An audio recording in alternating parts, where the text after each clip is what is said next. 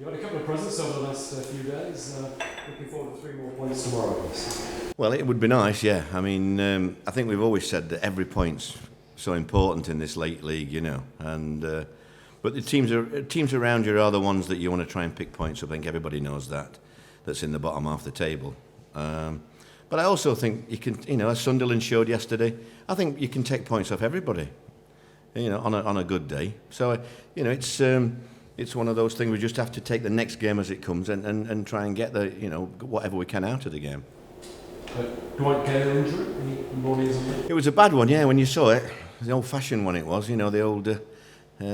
you remember your age. Colin Henry used to do that quite regular at Blackburn. Going with his knee, knowing it was going to hurt him, you know, head of the ball. It wasn't one of the old-fashioned ones, and it was really sore Saturday night. But he's really he's a young, healthy lad, you know. It's you know, if he can get the suppleness back in it, you know, he's really stiff on Saturday night and Sunday morning, but he was a lot better last night, and you know, he'll want to be involved with Dwight, having got his chance. He's a doubt. Yeah, he's a doubt. Yeah, but knowing him, he'll want to be involved. So we'll leave that right until tomorrow. You know. You had to change things fairly early on, and McCarthy came on, and it seemed to work, didn't it? Yeah, you know, we were getting battered at the time, you know, and I mean they're a good side. I saw them play Arsenal a couple of weeks ago, and you know they battered them as well. So it was one of those things that it was either swap like for like or make a change in the tactics really, and we decided to change. And James can do both jobs. I mean, I don't know whether you noticed, but he actually got us the penalty. It was his challenge on Routley's that won the ball that went through to Chamak, you know. So, you know, he contributes well. He's another one. Like Wilfred, they're all busting their gut to try and get in the team. Shank, I haven't talked to him about this temper problem in this. No, because, I mean, I haven't got a problem with Cham. I mean, on Saturday, you know, he just, not lost it, it just one thing after another, really. Circumstances came, there was a tackle, a miss, and even in the second half, before I pulled him off, he actually put a foot out, and the kid missed it, thank goodness. It's just how he is. You know, he is temperamental like that, and but he puts so much in. I mean, I don't know whether you saw the Liverpool stats. You know, 12,500 whatever it is he covered, which is unbelievable for a striker, and he's that way inclined. You know, he wants to do everything for you, for the team.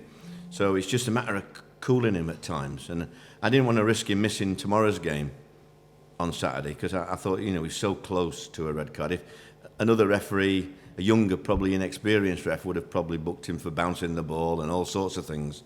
Thank goodness, you know, Martin Atkinson was sensible, in my opinion.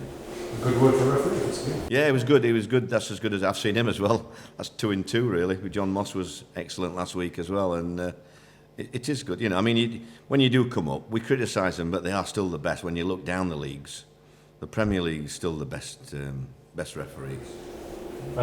Jenna held his nerve pretty well. I mean, he had a lot of pressure on him, didn't he, with the front of Houston? Well, he's reveling in it. I don't know how many goals he got last year, but I know he's really, you know, I'll be disappointed if he don't get double figures this year. You know, the way he is at the moment, and he had a good opportunity second half. He went through and had a decent shot, which was comfortable. It went straight to the goalie, but it could have, you know, that could have been a dangerous one as well. He's looking. I want him to do a little bit more on the attacking side as well. You know, and he can do that. Can you just talk a little bit about the problems that Lambert has got? I mean, they appear to be in freefall now, don't they? Roy Keane walks out on him, and that didn't help, did it? Well, you could have said that about us 2 weeks ago, you know. So I think, you know, you can say that about any of the bottom 8-9 teams. They're all going to have periods where they look like they're in freefall. It's how you come out of them. But, you know, you look at the team, you know, Benteke's back, you know, you've got Agbonahor and Wyam and all these other players, and they've got quality, you know. So they believe in themselves. They'll come to Palace tomorrow knowing that a win will turn the season around, you know, sort of thing. So, you know, we have to be on our guard for that. We know the similar sort of situation, really. We'd like a win to put us up the table and let us enjoy going to Tottenham on Saturday, you know. What did you think of Roy Keane's departure at a critical part of their season? Well, I don't think it's more critical than when Tony Pulis left 2 days before the first game.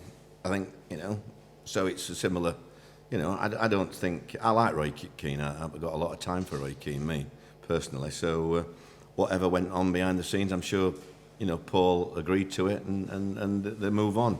Like he said, he's looking for someone else over the next few weeks, and it's, we're always looking to improve our staff. I've never stopped since I've been here, but he's getting the right person.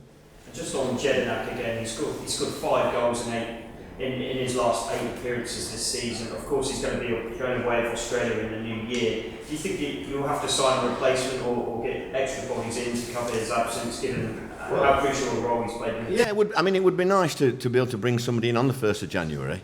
We are looking at targets, but it's not always easy. Teams that you're trying to get players from want to replace the ones that they're selling, and it's usually it always ends up as a scramble in the last few days, isn't it? However hard you try. But it's not all doom and gloom. I thought McCarthy came in for Jedinak at Old Trafford. You don't get much more difficult places than that, really. And I thought he was superb, him and Ledley. So, we have got players around for that. But, he'll be a miss to anybody, as will Balazi. Probably one of the, best strikers forwards at the moment. We don't want to see him go. But the good news is Chamakh won't be going for us, because Morocco now aren't in it. So that is a plus for us regarding January.